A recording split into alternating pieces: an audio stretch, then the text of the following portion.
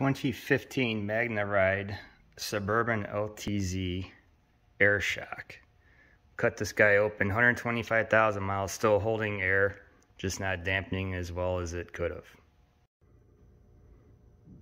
Okay, so as we can see, back in my day, everyone knows in the 90s these things never could hold air more than a year. So it appears they fixed that problem because this one's holding air great. But all the oil, the Magneride oil, or whatever you want to call it, looks like it came through internally into the airbag area from where that seal was. So the oil actually gets captured, and this is why these shocks do wear out even though they still hold air fine. So then we can look there, you got your air nipple there, and then we look around on the inside. As you can see, it's just a pass through into the air cavity. Appears this wire is very much like the Magneride strut, which I'm going to leave a link to that video in my YouTube, that teardown, that will go down the center of the shaft into the tube. So I'm assuming to see the same piston as the struts do. This $400 a piece assembly, it's amazing that they cost that much. So as you can see, that wire is running down the center of the shaft. There was a little fluid in there, and then the rest of it's just a boring pocket where the air chamber was.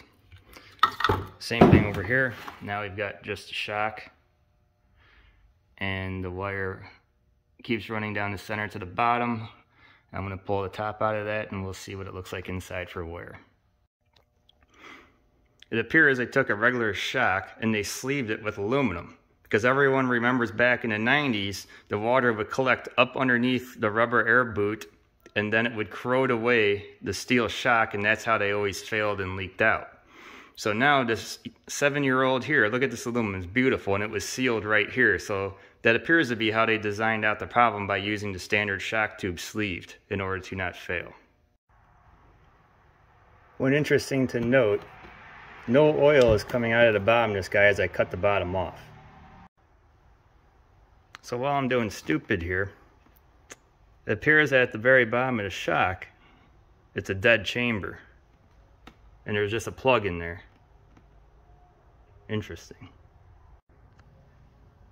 So as I'm cutting it away, this thing is getting really hot, and the relief hole I put up here is starting to ooze the magnetic goo out. So as you can see, the aluminum sleeve just slides right off. Now the one thing that's interesting though, in the aluminum sleeve, you'll see down in there, there's 2 rubber O-rings, because that's how it seals over this guy.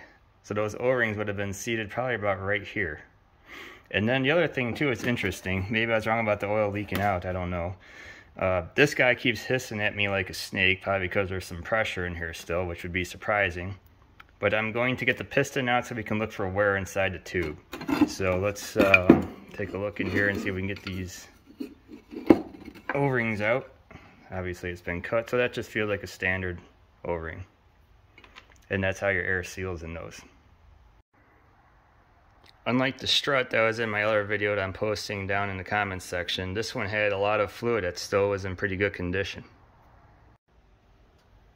So unlike my strut video, where I was able to see obvious wear patterns on the seals and the bearings, on this rear shock, there are no apparent obvious wear marks off axis. So this is making me think that maybe the front struts fail prematurely because of suspension articulation, forcing some forces on the rod that are somewhat perpendicular to its stroke. Because this one here did not lose all of its oil. I mean, if you want to look here, it was all in there. And it's basically the consistency of cat puke. The inside of the tube is just the steel blocker all the way in the back that we saw on the other side. Now as far as this piston goes, this is interesting here, because that green sleeve, that wasn't on the strut for this vehicle when I took that one apart. So I'm wondering if this is some type of high glass fill or very, very hard material to prevent wear. Because we did see in the other video there was streaking on the side of the piston, and it's making me wonder if this guy is acting as an anti-wear to the steel. So that's just another thing to kind of note. Otherwise, I'm not going to tear this apart. The link's going to be in the comments section for the other video where I cut one of these open. So that is the inside of the Suburban LTZ Magneride air suspension shock for the rear. I butchered that thing when I pulled out the shaft with some burrs on it. Outside of that, this one did not leak all its oil out like the front one. And we'll see you next time. So you can see how it used to go together. Wires come down the center. You got the coil where the magnetic fluid goes through.